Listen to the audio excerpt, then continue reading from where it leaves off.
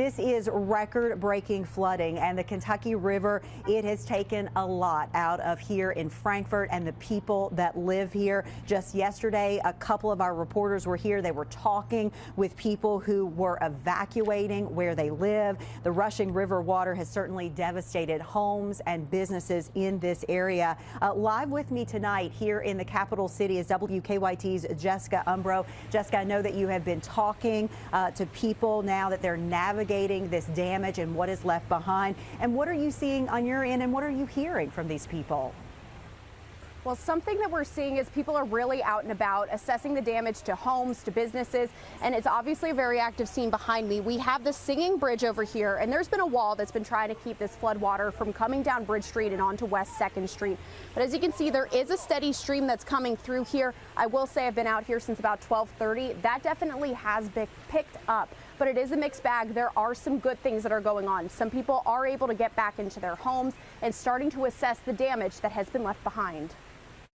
As you can see, we've got pretty much a lake in all the backyards on this block. Mike Clark says he owns 2 duplexes that sit right along the Kentucky River. He says flooding has reached halfway up the basement walls. A couple more feet, it would have been in the fuse boxes and the breaker boxes. When you're, buildings in a low area like this close to the river, you know that's going to happen from time to time. Down the road, city crews quickly placed sandbags along the wall around midday in an effort to hold back floodwaters at the Singing Bridge. Although the sandbags didn't put a stop to leaking floodwaters that trickled down Bridge Street. On the other side of the city, crews evaluated flooding on Wapping Street and worked to address the city's ongoing water issues. People living in Frankfort have been asked to conserve water because the city's water treatment plant is underwater itself. Clark says for his properties, he's planning on replacing the air conditioners, furnaces, and water heaters. But aside from fixing everything that's broken, he says he's grateful for what's working in Frankfort just fine,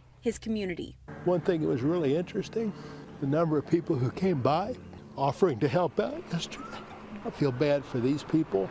I know we can put all this back together again. I will say that it does look quite troubling if you come by here, but there is a few grates here that are handling all of this flood water that is coming out, so it is not an immediate emergency, although it is something to look at. We've seen a lot of people come through here. Coming up at 6, I'll talk to a Frankfort mom who says that they did their best to prepare for this floods, but since she can't get back into her home just yet, they're unsure if it was enough. But for now, live in Frankfort, Jessica Umbro, WKYT.